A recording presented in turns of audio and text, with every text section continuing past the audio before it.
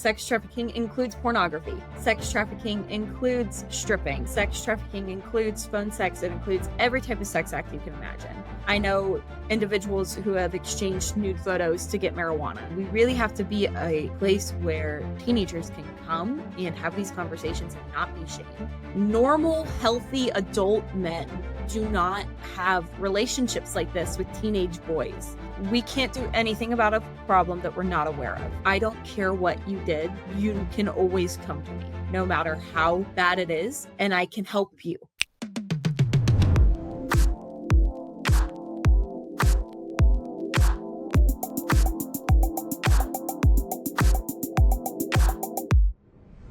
I am so excited about our conversation today because we have a very special guest with us today.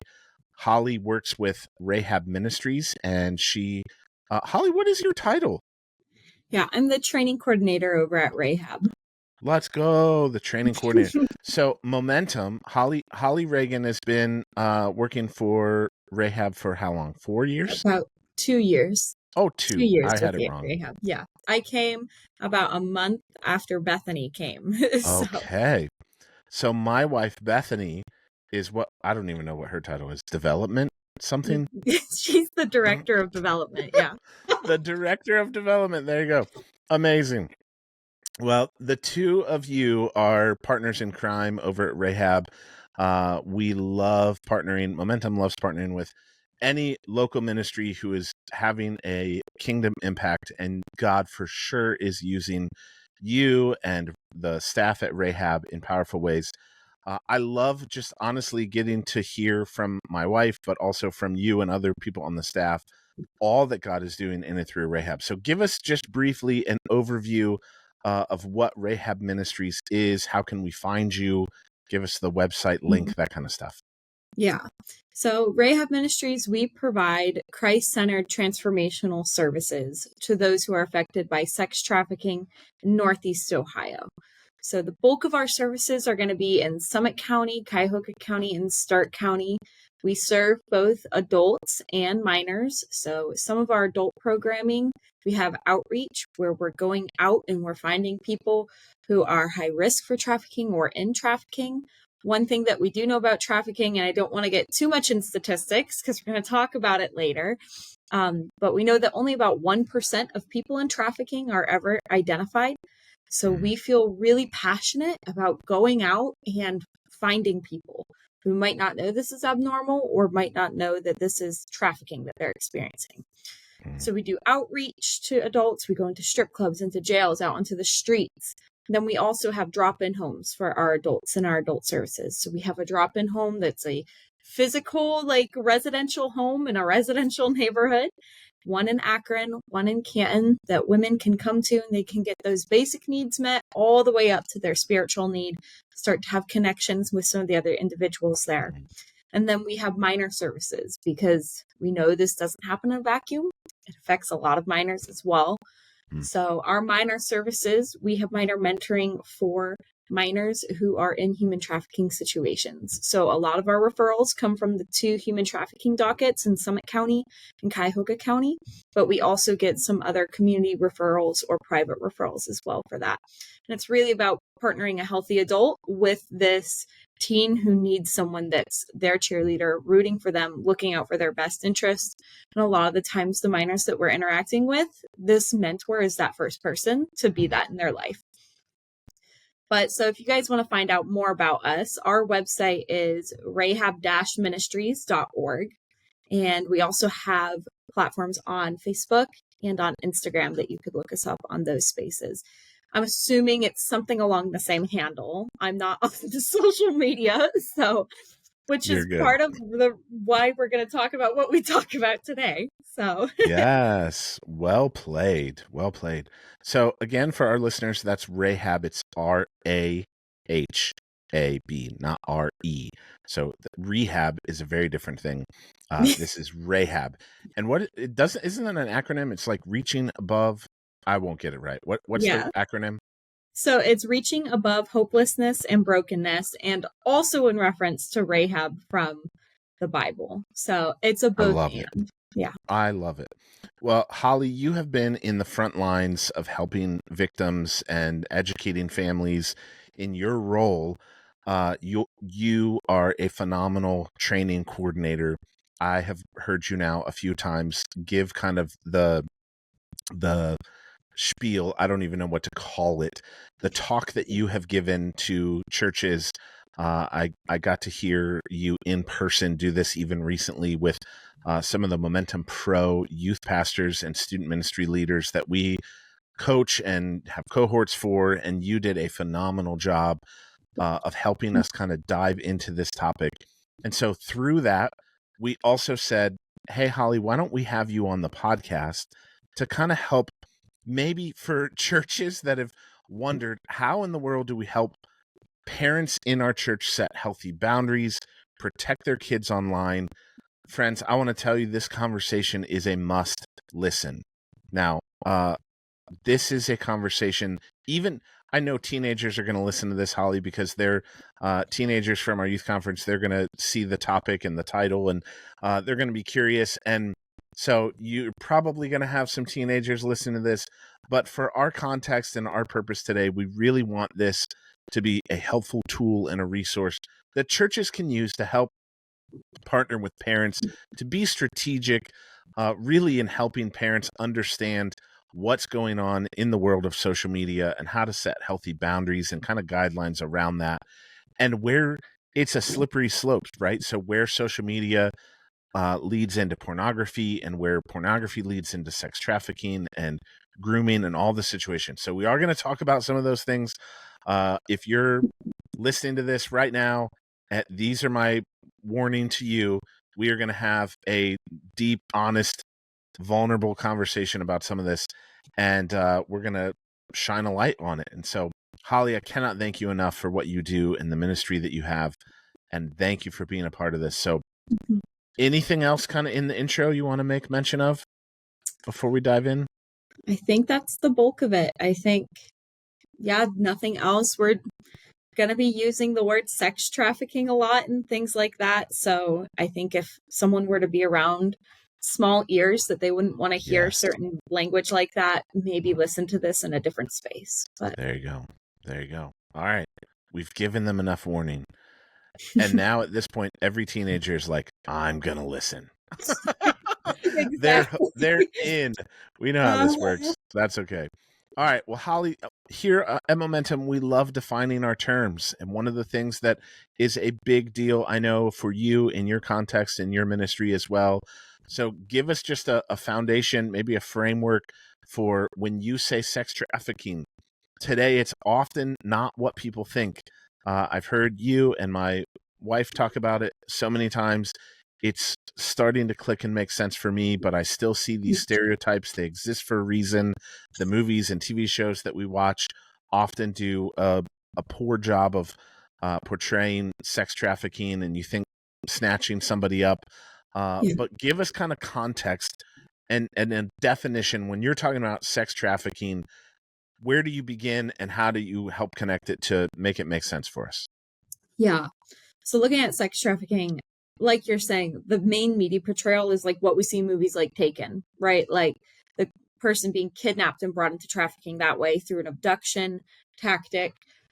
But what we're tending to see, that is an example, and that's the large media portrayal, but that's not the lived experience of the majority of people in the United States. So I think where a lot of this stereotype comes from is, right, Hollywood, picking onto a example, blew the flashiest way that people can become involved in sex trafficking or human trafficking in general, and they used it and it got popularized. When another thing about that example is it does happen, but it's a lot more common in other countries than in the US. Mm-hmm. So the US tends to have a lot of different ways and avenues that people become involved in sex trafficking and in human trafficking. So that being said, let me go through the sex trafficking definition, and then I'll talk about other ways we tend to see this play out more specifically. Yeah. So sex trafficking, it is legally defined as a commercial sex act that is induced by force, fraud, or coercion, or in which the person induced to perform such an act has not attained 18 years of age. And so there's a couple really important parts of that definition to understand like what we're talking about when we say sex trafficking, how it is larger than that media definition. The one thing that we need to start with is, right, there's going to be a commercial exchange because it starts out in that definition, commercial sex act. So commercial exchange, most people are thinking of money when they think of sex trafficking, which is true. Billions and billions and billions of dollars in the US alone every single year. So it's a huge money exchange, but there's also other things of value that get exchanged in sex trafficking. So things like food, things like shelter, maybe it's a drug of choice, whatever it may be. It could be things that are valuable to me that aren't valuable to you. It could be things that maybe hold like emotional value or it's priceless to me. So I use an example of like a necklace from my husband's late mother, right? That necklace is priceless to me. I hold on to it when all reality, I know it's plastic. So I'm never going to get rid of that necklace because it holds great value to me, but it's plastic to everyone else and probably holds no value to them. So then there's that aspect that starts to come into it. Things that are priceless to me hold emotional value that don't really hold value to you. That's when we can also see some other aspects exchanged here. Maybe it's some emotional currency is a word that we use. So things of emotional value that's being exchanged. So maybe it's a familial relationship. I need someone to fill the father figure relationship for me. And the emotional buy-in I'm getting from this relationship is something that's being exchanged here. Or maybe it's a romantic relationship. The romantic buy-in I'm getting in from this relationship is starting to be exchanged here as well. The second part that's really important is that our definition says the word sex act. And a lot of people, when they think of sex trafficking, limit it to what would be considered prostitution. So sex trafficking includes every type of sex act. Sex trafficking includes pornography. Sex trafficking includes stripping. Sex trafficking includes phone sex. It includes every type of sex act you can imagine. So that means this can happen entirely digitally, which people don't consider. It can happen by someone being extorted through their nude photos or nude videos, which people also don't see all the time because of that media portrayal. And then a really important part of that definition is the induced by force, fraud, coercion. So when we talk about being induced by force, right, a lot of people can connect what commercial sex being induced by force would look like. Fraud gets a little confusing for individuals, and so does coercion. So to flesh those out more, right, examples of force would be things like someone being drugged prior to a sexual encounter, someone being assaulted or raped. Those are elements of force that we can see. Fraud would be someone being told like a lie about the type of work they're going to be doing. So maybe they're being told, we're going to have you do these modeling and acting jobs. And then they find out it's pornographic modeling and acting. Someone's being told a lie about maybe the financial compensation. Maybe they're being told they're going to be given money in return for the work they're doing. And this person then turns around and goes, you're not actually going to be given money for this. This is all going to comp your room and board for staying with me. So things like that, that's where we start to see that fraud come in. And then lastly is that coercion category. So coercion includes things like making that individual who's the victim, who's being trafficked, afraid to seek help. Maybe it's threatening them or their family members. It could be blackmail.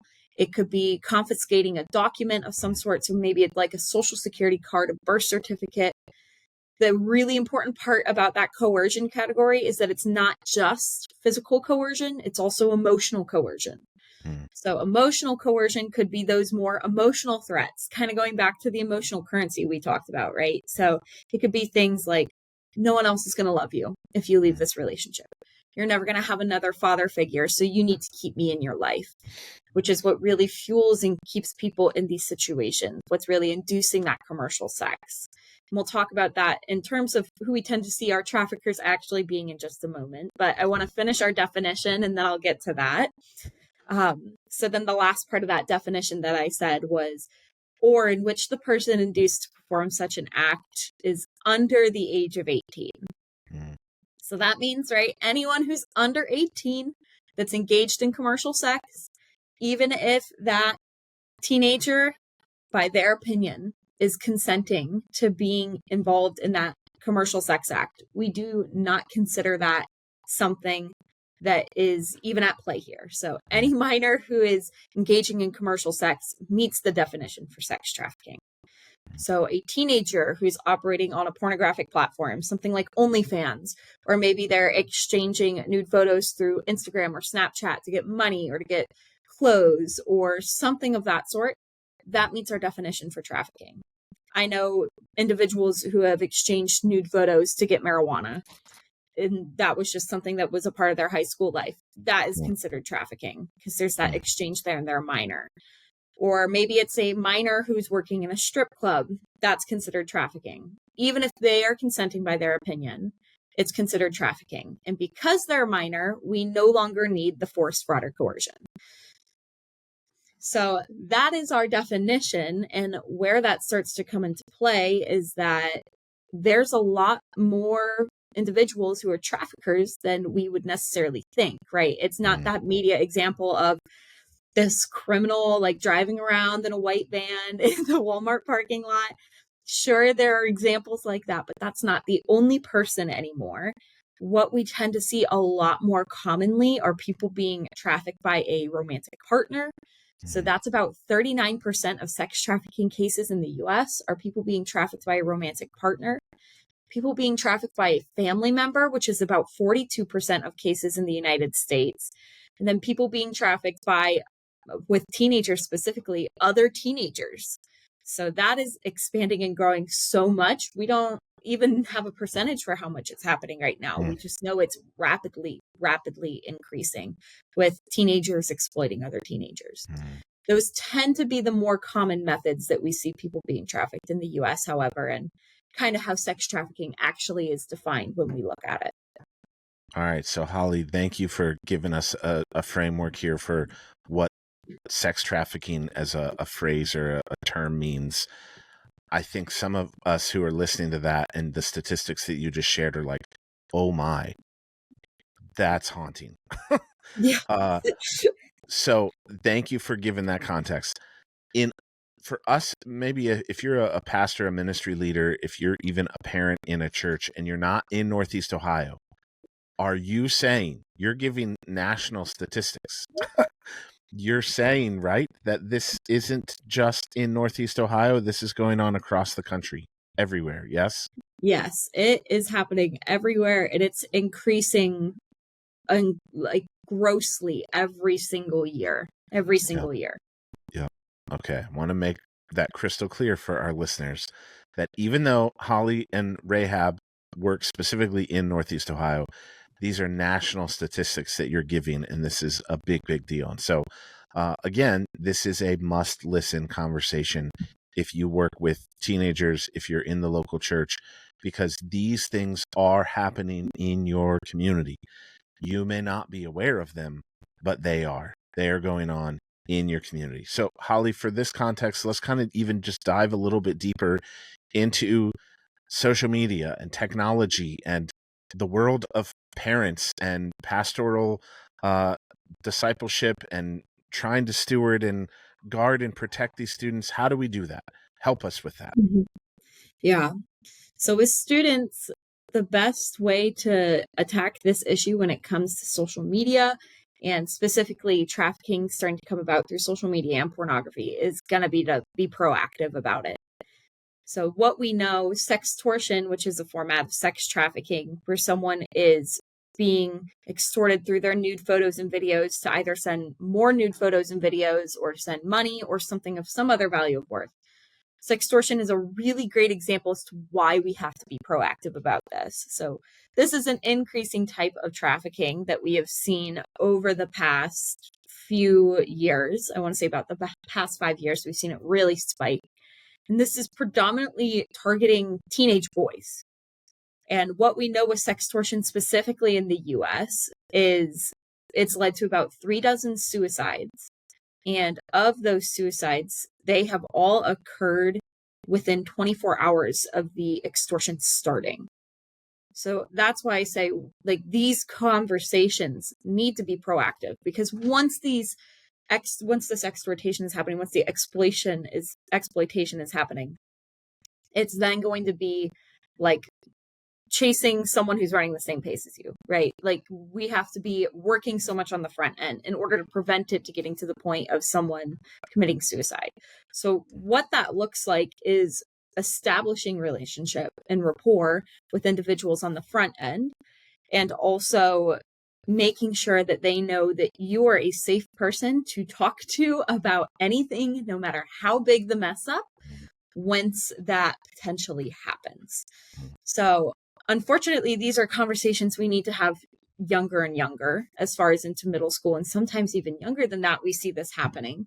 But even having conversations with people in your youth group, right? The kids in your youth group, whether it's you as the youth pastor, student ministry director, or it's maybe the leader over their small group, however that is laid out, making sure there is an established rapport of, I don't care what you did, you can always come to me, no matter how bad it is, and I can help you. Like, whether it's, no matter what it is, that you're going to be there and you're going to be present with them. Because I think the big concern for a lot of individuals, once these sextortion cases start happening, or maybe it is these more grooming relationships that come up, so there's a lot of shame involved that I fell for something like this. And that's a really easy tactic of Satan to isolate someone in that situation.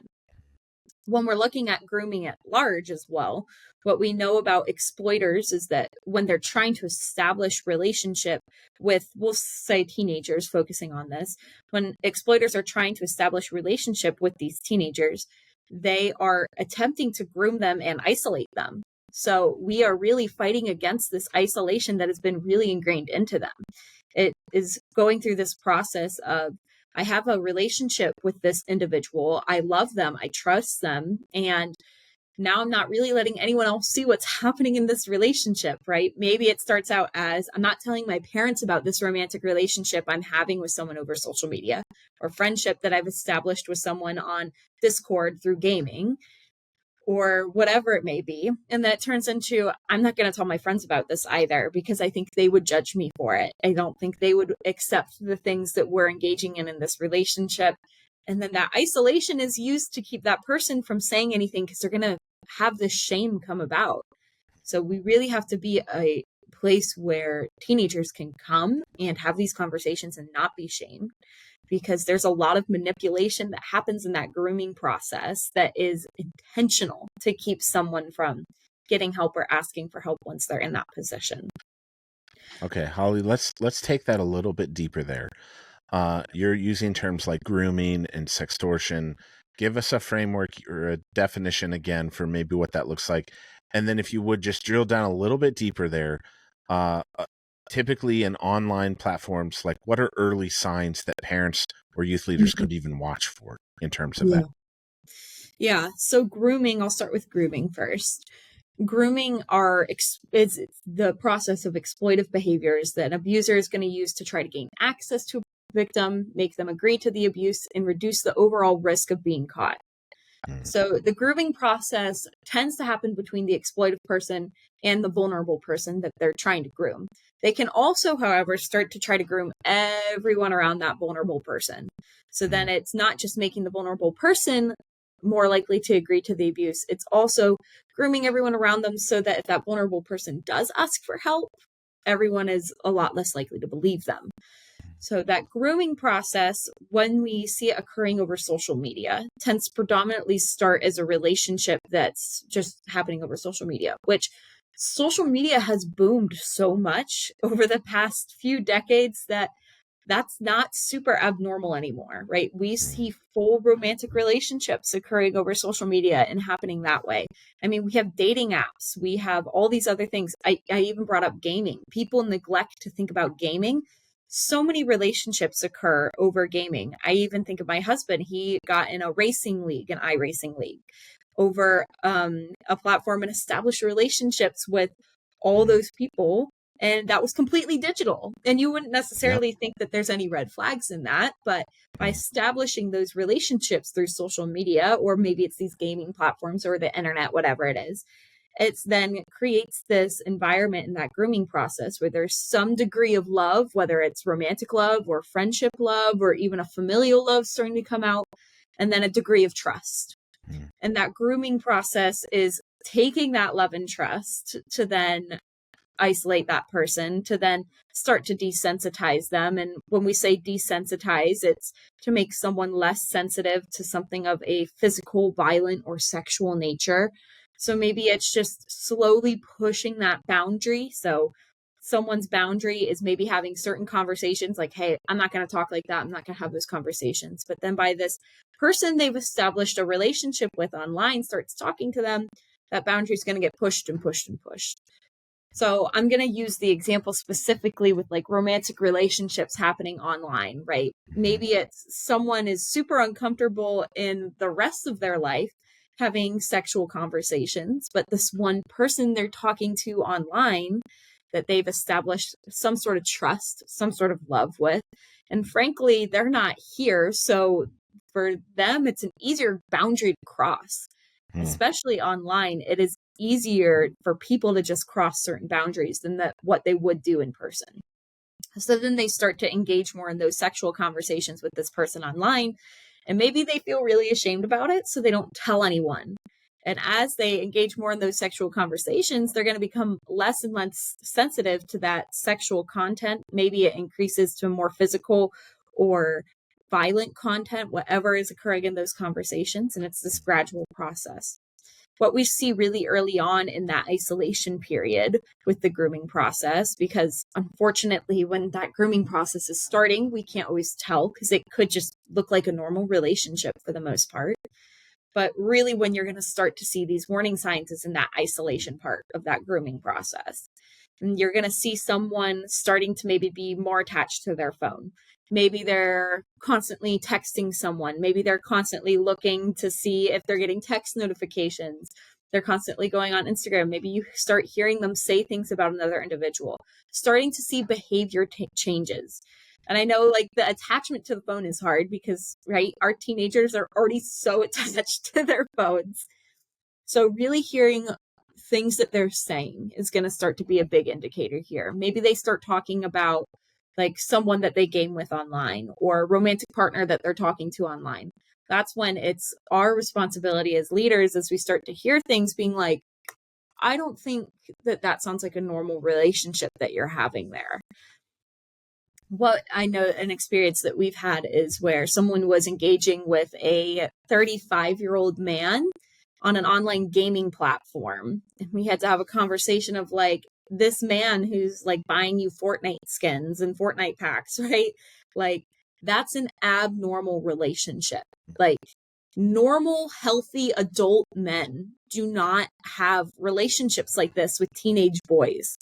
Yep. And then having that conversation with the teenager of like, we don't think that this man has your best interest in heart, because any healthy adult man that I have met would never interact with a random teenage boy on a gaming platform and start buying them skins and things like that, right? That's not something that we do. So then having that conversation just upfront with the teenager and then educating the adults past that of like, okay, what are some safeguards we can put in place, which we can get into that as well. But yeah. All right, give us how would you define sextortion? I know you're describing it here. Mm-hmm. You're giving us very good examples, but if you had to put a definition to it, like you did with sex trafficking, even I know you have some of that. Give that to us. Yeah. So sextortion is the exhortation of an individual through nude photos and videos in order to obtain other nude photos, videos, or some sort of financial gain. So a really big example of sextortion is someone sends a nude photo or video, and then that person turns around and goes, give me X amount of money, or I'm going to send this to everyone you know. So a lot of people would consider this revenge porn, but it's extorting someone through their sexual images, through their sexual videos, and that money request, even if they fulfill it one time, often keeps coming back. Like, it's not enough. Send me more. Or send me more photos, send me more videos. And like you mentioned earlier, with the sex trafficking, it's not always just about money. It could be about playing time on the sports team. It could be about, fill in the blank. It may not always just be about money, but this is a crime. We want to be very clear that where someone is being threatened or I think you used the word coerced into sending explicit images online or performing certain things, that is a form of sex trafficking, right? So we want to just be very crystal clear on these things, that this stuff is a big deal and it is going on online all around us, and we may not know. So Holly, give us, if you're a parent or a youth pastor and you're wondering some of those things you mentioned earlier, like, hey, I've been noticing my teenager texting a lot more, or they did mention like recently that they somebody had given them a bonus in the video game they're playing, or I heard that they found a new friend on Discord. Like, how do you help parents navigate that? Give us maybe some questions that we could ask the students in those regards, or what are some signs that we look for to be aware of that? Yeah. So I think coming into that conversation, like something we can do on the front end of this conversation of ever having to have it, is establishing that rapport with the person who's in the situation. So establishing a rapport where you can talk about these things. And then I think the second most important thing, once you do have to have this conversation, is really coming into it, no judgment. Mm. I think like when we talked about that grooming process, right? This youth has been so manipulated that a lot of the times they're not even going to recognize what's going on. And that can be really hard for someone to tell them that this person is not looking out for you, especially when they trust this person and they love this person. It's not only just hurtful for them, it can sometimes feel embarrassing as well. So I think really going into it, no judgment, like making sure that we are approaching it with so much grace and kindness towards that individual is really important. Mm-hmm. Some questions that I would start to ask would just be like regarding the situation. So like, oh, how did you meet this individual? Like, especially, let's go back to that situation of teenage boy talking to a 35-year-old man, right? Like, oh, how did you meet this person? Mm-hmm. I see. Like, and you said he's sending you how much? He's sending you skins. How much money do you think he has sent you or used to buy you things? Mm-hmm. Do you think this is something that like other people do on this game? Have you seen this happen a lot? Has he ever asked, like starting to ask questions like, has he ever asked you like to meet up, to get together? Has he ever asked you to send more, like connect outside of the game, to connect over Discord? Have you started talking in other formats? So the more you ask questions with teenagers and start to get them to explain things, when they can start to hear themselves and hopefully, right, empowering them to recognize themselves that this is abnormal and this is unsafe, because we want to make sure that teenagers have some agency in this as much as possible. So by helping them realize that there is something abnormal here, by just, oh, you said that, do you think that that's a normal thing, is going to be really helpful. Yeah. Because if it's an adult coming in, they can sometimes take that as, you're an adult, you don't get what I'm talking about, right? But when they start to hear themselves and then almost verbal process it, it's like, oh, maybe this isn't a normal thing. So the questions in specific, I feel like would depend more on that situation. Yeah. But really starting to pull out information and then be like, hey, do you think that's a normal thing to happen? Or like in questions like that. Mm. Holly, I love that you mentioned earlier too about like with our teenagers, we're often too late in having these conversations, and that because of what's going on in the world, we should actually be having these conversations in our children's ministries and not in our student ministries, right? Yeah. And so for parents, for pastors, for youth workers, to drive these conversations younger and begin to be proactive instead of reactive. So my wife and I, we have two little kids. They're 7 and 9. And we've even started using the book Good Pictures, Bad Pictures. We love that. There's one that's also called Good Pictures, Bad Pictures for Junior edition, right? And so really is starting, these are things that we're just using to help integrate, not having one awkward conversation, right? When they're turn 13 or get a cell phone, but we're having lots and lots and lots of little conversations along the way in trying to help be the safe person that you're talking about, where then our students, our kids can navigate this with us, where when we ask a question that's maybe a little deeper, like how did you meet that person, there's framework, there's trust. Yeah. We've even started when our kids will come back from being at a friend's house, we're like, did you see anything that you shouldn't have seen? Or did any adult ask you for help? It's weird that an adult would ask a kid for help, right? And so that's not Yeah. not a normal. That can almost be like a red flag for us as a parents. And then the other question that I've been asking my kids is even like, did anybody ask you to do something that you know you're not supposed to do? And so Hmm. just hearing their answers in these questions, and at this point, my 9-year-old is oftentimes like, Dad, really, like, this is embarrassing. But I want to begin having those conversations early and often, Yeah. because what you're talking about is such a big deal. Mhm. I think too with that, like, just like you're saying, a question that we don't always ask teens that is important to ask is, do you have a safe person? I Mm, know that was something that when I was looking at specifically sextortion and trafficking, like child sex trafficking for teenagers, is a lot of teens don't feel like they have a safe person. So even just verbally having that conversation, like, hey, if you got into trouble, who would you call?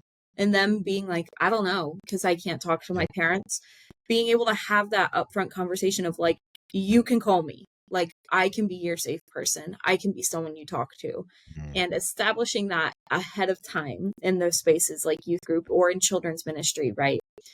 And with children as well, like I think as you were talking about it, when you're talking about your kids coming back from friend's house, another really big thing that we always talk about is like children being asked to keep secrets, or even teenagers being asked to keep yeah. secrets at times that are outside of like, normal teenagers. Like, can you not tell him I have a crush on him?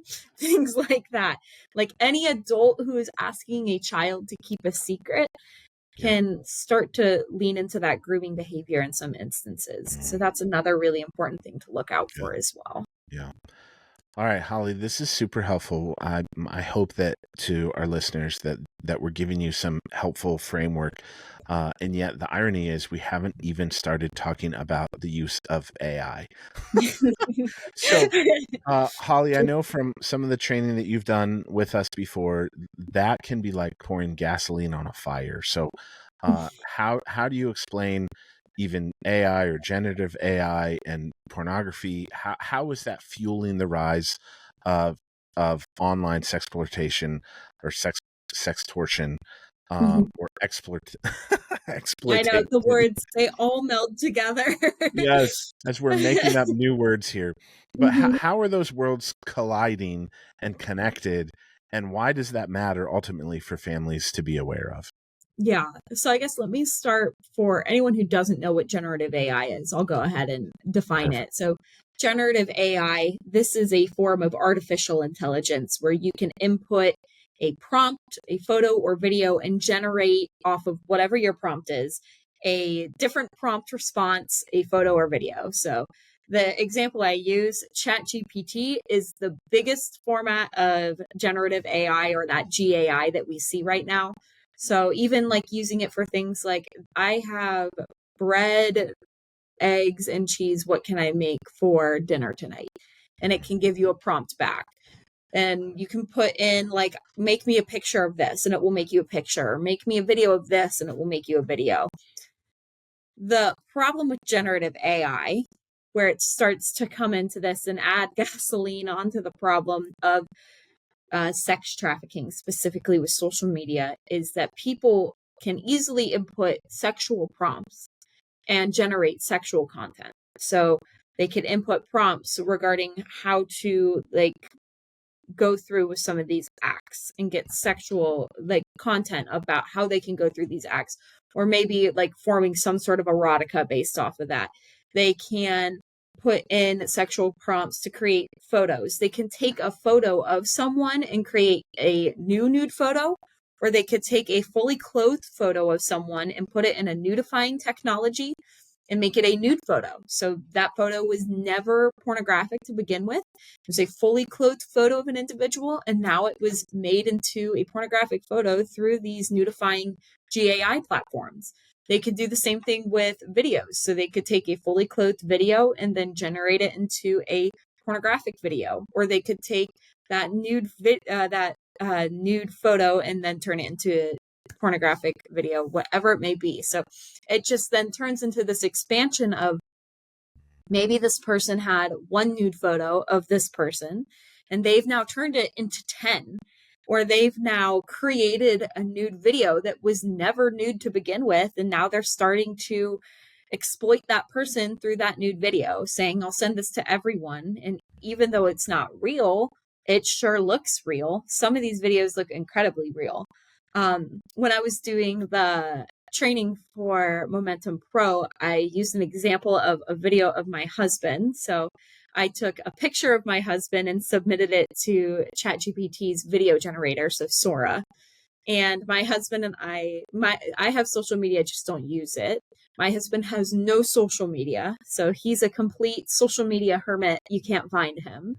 And so with his permission, I took a photo of him and put it into Sora and asked it to create a video of him talking about sextortion. And then it created a video that is incredibly accurate. Like, if someone would have sent it to me, I would have not noticed that it was not him. And that's just how this technology has advanced. And what we see is people creating more and more sexual content through platforms like this. Even if they have safeguards, there's a lot of loopholes to get around those safeguards. So with Sora in specific, I know Sora has safeguards for creating sexual content. Well, there's easy ways to get around things like that. There's different language that you can use in order to generate the content that you want. So with Sora, we went to create a video of my husband being Spider-Man. But if you use Spider-Man, you can't create Spider-Man because it's Marvel and we don't have the rights to it, right? So instead, my husband put in the prompt, like, turn me into a classic superhero that has spider powers and wears a red and blue suit. And it made him Spider-Man, and he got around that safeguard that they had there. So there's always ways to get around those safeguards, and there's always GAI platforms that don't have those safeguards. So it's created this massive, massive problem. Holly, one of the stats I'm reading here in the notes that I took when you were with us at Momentum Pro, you mentioned just some of this that I wrote down. 27% of teens receive sex messages. 15% of teens will actively engage in sexting. What you're talking about is now those students who are engaging in that can easily take those images and create other things. And that can very well lead to, we could tell story after story after story. I work with youth pastors in churches all over the country, and this is 9 times out of 10 the number one question that when somebody says, hey, Eric, can we get some time together? Because they've run into this and they don't know what to do with it. And they're trying to just figure out, how do I deal with this? And so something small that maybe happened between boyfriend and girlfriend and they think is totally normal for teenage behavior leads into a whole other thing. I've heard stories about football teams that have gotten shut down and sports locker rooms that guys will share pictures of their girlfriends around and all of these things. So another stat you gave, 71% of teenagers will hide their online behavior from their parents. That's shocking. Kind of. But here's the one I wanted to get to. Okay, so in terms of generative AI, when you understand the normal pathways that teenagers are going and how they communicate, social media, text messaging, sexting each other, the engagement in that, wanting to hide things from mom and dad, you said sextortion is growing every year due to generative AI to the increase. I think I wrote this down. 6,343% increase in child sex reports involving generative AI. Is that accurate, or did I write that down wrong? No, that's right. Unfortunately, that is correct. Yikes.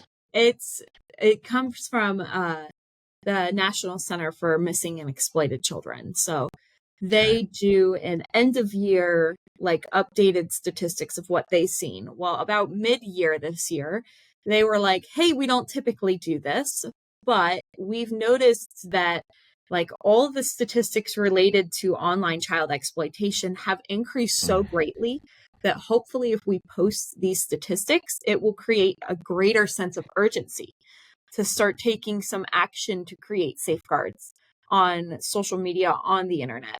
So that was one of the statistics that they posted, that it has increased by over 6,000% It in works the for me. past year. Works Mm-hmm. for me. Yep.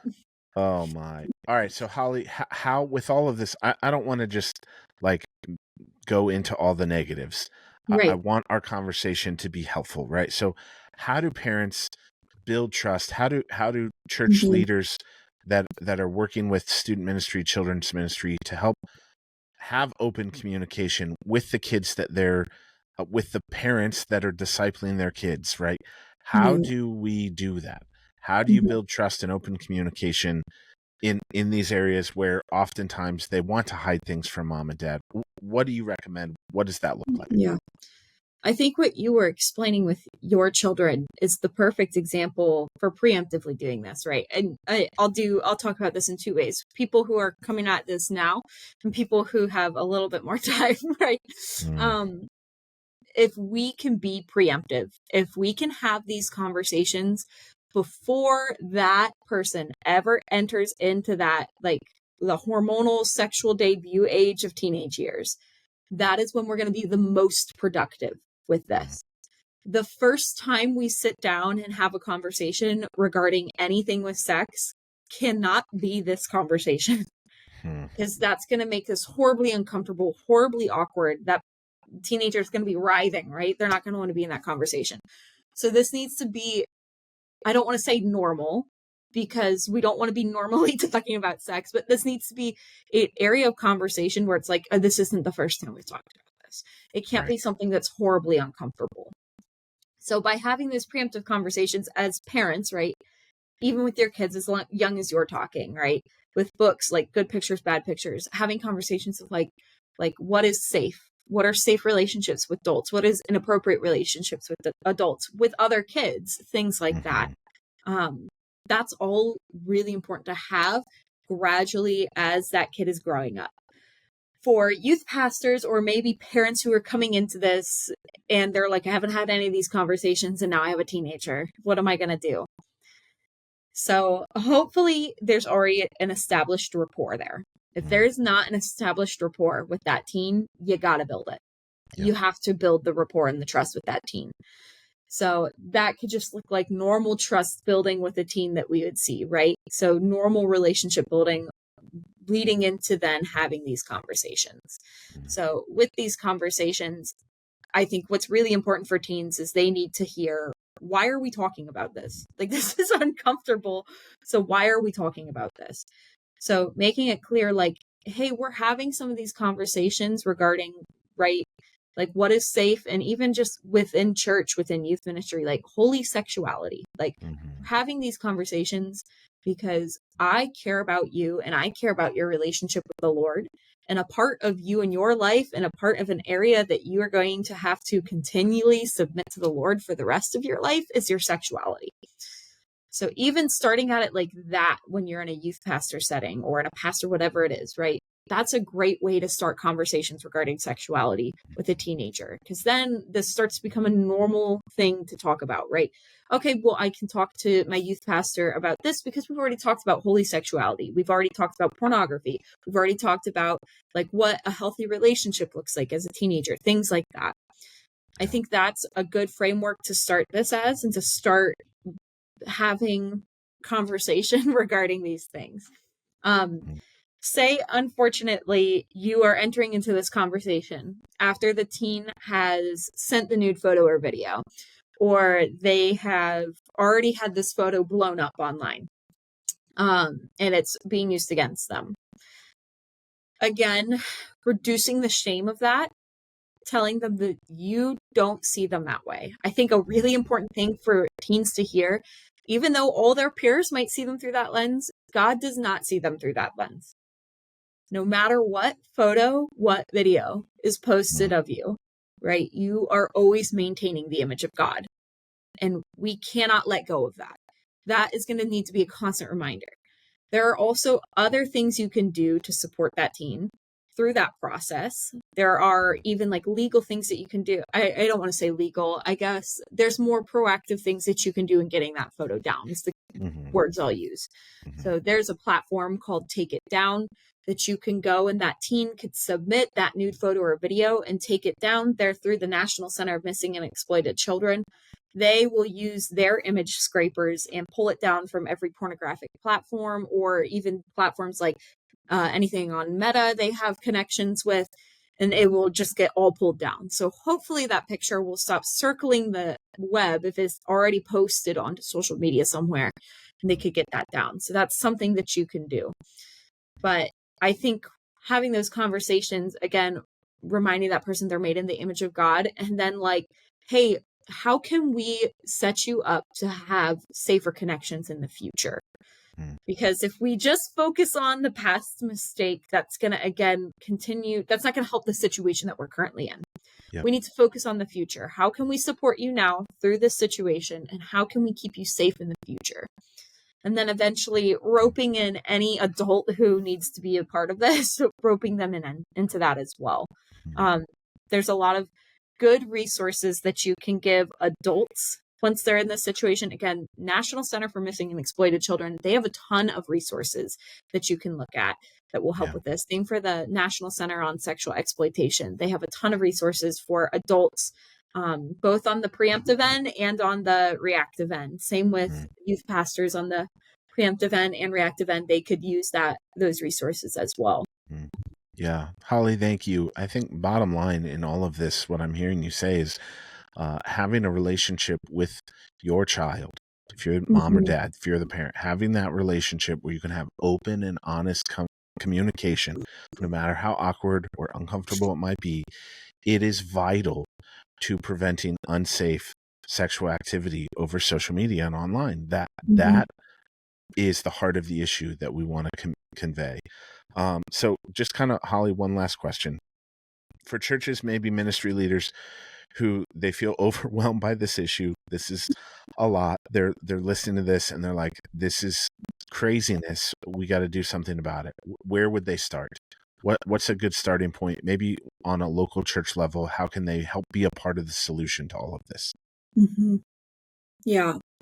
First, I will say, definitely understandable to be overwhelmed, right? This is a lot, and this was not supposed to be a problem we were ever supposed to deal with as God's created beings, right? Yep. We were never supposed to have to address situations like this. So I think people being overwhelmed should be a good indicator that you are not dulled to the sin of this world. So let me use that encouragement. This should be a little overwhelming to anyone who's hearing this. For sure. I think where I would start is just continuing with education, right? We cannot do anything about a problem that we are not aware of. So it could be things like listening to this podcast is a great first step, right? People are potentially now just becoming aware of this problem, what it looks like. You could look into more research. So there's plenty of resources that are attacking this. I said earlier, National Center for Missing and Exploited Children, National Center on Sexual Exploitation. There's other resources like Polaris Project. Bark has a huge platform where they go on and they rate the safety of each app, how exploiters could go on and manipulate those platforms in order to exploit individuals. We need to be aware. We can't do anything about a problem that we're not aware of. So I would say awareness is such a huge first step, right? And then once a church is becoming aware, whether that's educating themselves, maybe they're calling in outside resources. There's a lot of resources all around the US that would love to educate and train on this. if anyone is in the Northeast Ohio area, I love to educate and train on this. So you can always look at Rahab. We would love to do that for you. But education is really that first step. And then I would start to go into now integrating in an appropriate way, having more conversations progressively through your ministry, through your relationship with your child, whatever that would look like. But first, everyone has to be educated in order to have appropriate conversations. Yeah. Holly, thank you. I love that you mentioned the Bark software and app. They give the app safety rating. I checked that one out when you told us about that. I was unaware of that one, but that is a phenomenal resource with any app, Blue Sky, or things maybe you're not familiar with. What is that? We're probably familiar with some of the mainline Facebook, Instagram, TikTok, but some of these other newer apps you might not be familiar with. And so go on there and look at the app ratings of, they give you a whole framework of even what to be aware of and what questions to ask or what things, are being put into or allowed on that platform or that app. So that's an amazing one. I'm always a big fan of axis.org, AXIS.org. They do a phenomenal job of helping to create resources like you're talking about, Holly, that churches can be aware of, where they have parent guides, they have podcasts, they have newsletters that you can get, and it's all free for you to be able to use to understand both the culture and what's happening in the context of your students and social media and all these things that we've been talking about, but also to promote the parent guides where you have those questions that, like Holly was mentioning earlier, where you can sit down and be knowledgeable and ask your students these questions. So there's so many good resources out there. Thank you, Holly, for being a part of that and being on this podcast episode to help us frame and understand the dangers and boundaries in social media that are needed, that are real. So Holly, any last final thoughts, comments from you before we say see you next time? I think the only encouragement that I want to give is just continue to pray for these teenagers and youth and children that you are engaging with. The Lord's hand is in it all, right? He can protect them so much better than any of us can. And he will guide you through these situations if you are in these situations, and never be afraid to reach out and ask for help if there's anything that you guys need. So. Amen. Well said. Thank you, friend, for being a part of this. Yeah. To our listeners, I want to encourage you that there is help, and Momentum Ministry Partners is here to help you. We want to be a resource. We want to be a trusted resource to help equip you in regards to all of this. And so I mean it. If you have any questions, if you have any further needs or any way that we can help support you, reach out to us at info@buildmomentum.org is our email address. We would love to be in your corner.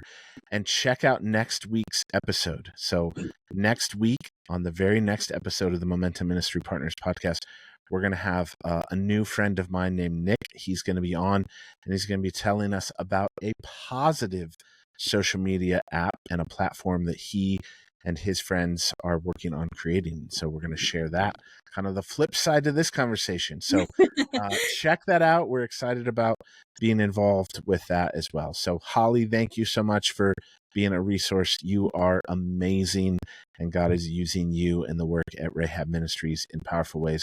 We'll be sure to link to the website if anybody would like to reach out to Holly and her team and get some more information, or even bring her in to do some of the training that you do so very well. Thank you so much, Holly. We'll see you next time. Thanks for listening to the Momentum Ministry Partners Podcast. If you found this episode helpful, would you subscribe, rate, and leave us a review? That helps more people discover this podcast. We'd also love for you to share this episode with someone in your network who could benefit from the conversation. Because we want to be your go-to and most trusted resource, we'd love to hear from you. If you have a question or a topic you'd like us to cover in a future episode, send us an email to info@buildmomentum.org. Or you can send us a DM on any of our social media platforms. And if you want to learn more about Momentum Youth Conference, Urban Centers, Grace College Akron, Momentum Marketplace, or Momentum Pro, head over to buildmomentum.org. Thanks again for joining us, and we'll see you next time.